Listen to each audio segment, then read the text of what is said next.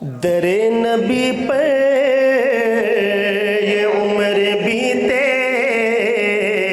ہو مجھ پہ لطف دوام ایسا. سبحان اللہ. تھوڑا سا آہستہ کہیں سبحان اللہ. واہ جی واہ. در نبی پر یہ عمر بیتے ہو مجھ پہ لطف دوام ایسا کہ مدینے والے کہیں مقامی ہو ان کے در پر قیام ایسا. مدینے والے کہیں مقامی ان کے در پر قیام ایسا. مدینے والے کہیں مقامی ان کے در پر قیام ایسا. جو غم زدوں کو گلے لگا لے بروں کو دامن میں جو چھپا لے ہے دوسرا کون اس جہاں میں سوائے خیر الانام ایسا. مدینے والے کہیں مقامی ہو ان کے در پر قیام ایسا. بلال ایک نام ہے، ایک نام، اور ایک نام سننے سے بندے کی کیفیت بدل جاتی ہے. یہ کوئی میں نے عام نام تو نہیں لیا. میں دوبارہ پھر ایک موقع دیتا ہوں، ذرا بتائیے گا کہ یہاں کون بیٹھے ہیں. بلال ایک دفعہ پھر اور محبت سے. بلال تجھ پہ نثار جاؤں کہ خود نبی نے تجھے بلایا.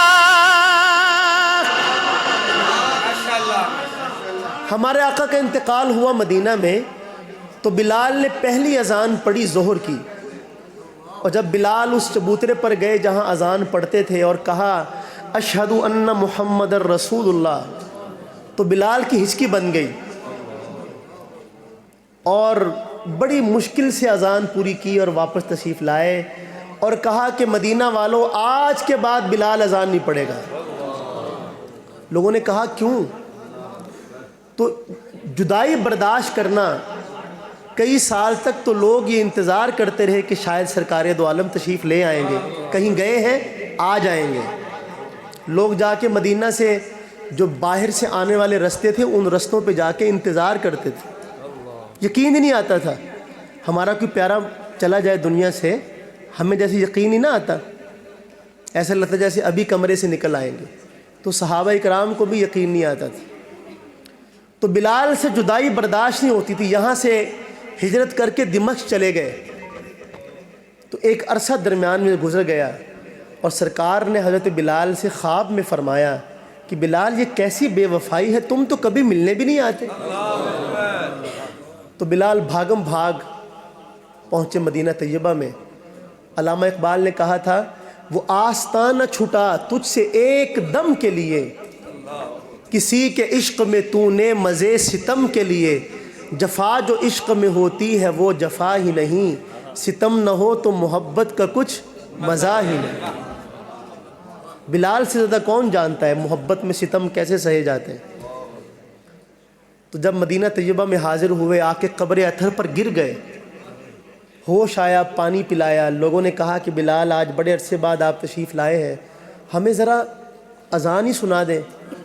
آپ نے فرمایا دیکھو میں نے پہلے ہی کہا تھا کہ آج کے بعد بلال اذان نہیں پڑھے گا تو میں نہیں پڑھوں گا. لوگوں نے کہا سفارشی ڈھونڈو جن کی بات کو بلال ٹال نہ سکے.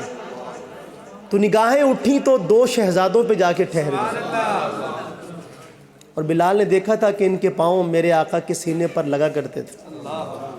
ان دونوں نے فرمائش کی تو اب انکار کی گنجائش. پھر بلال نے اذان پڑھی تو شیخ الحدیث حضرت مولانا زکریا صاحب رحمہ اللہ تعالیٰ نے لکھا ہے کہ بچے بوڑھے نوجوان پورا مدینہ لرز رہا تھا بلال کی آواز سے.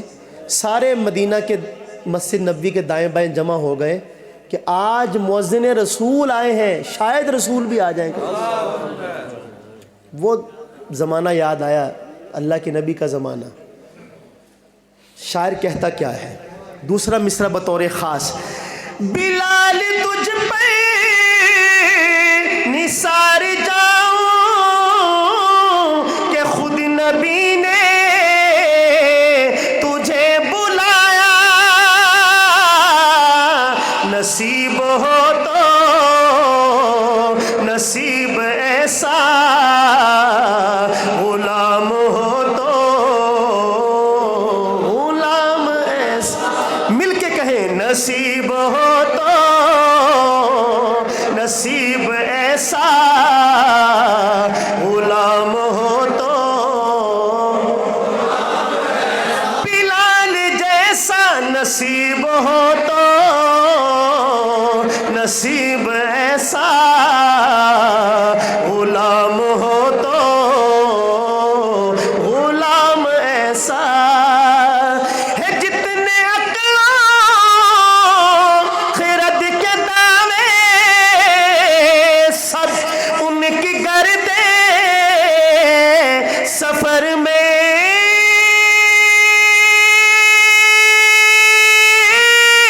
گم ہے.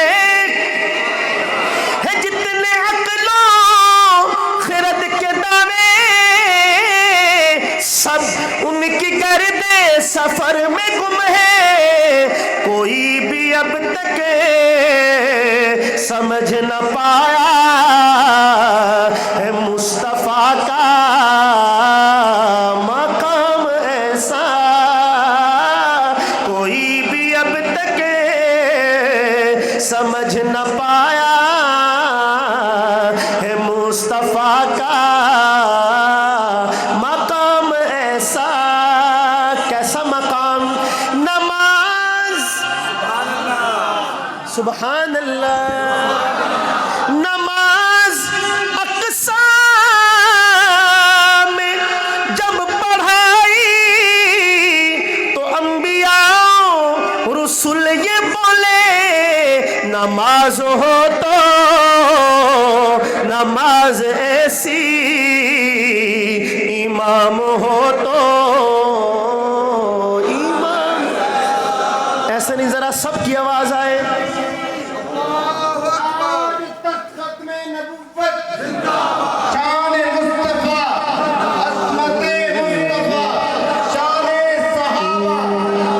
نماز ہو تو نماز ایسی، امام ہو تو